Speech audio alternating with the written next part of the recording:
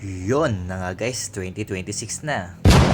So guys, ito nga pala ang una nating ride ngayong taon. At kasama nga pala natin si Lab. At ito ang una nating adventure ngayong 2026.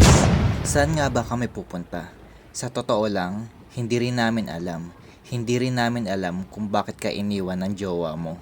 Kung kaya ikaw ang aking inibig. Aray ko! Minsan, kailangan din nating gumala at mag-enjoy. At para mabawasan ng stress at ma-relax ang ating isipan.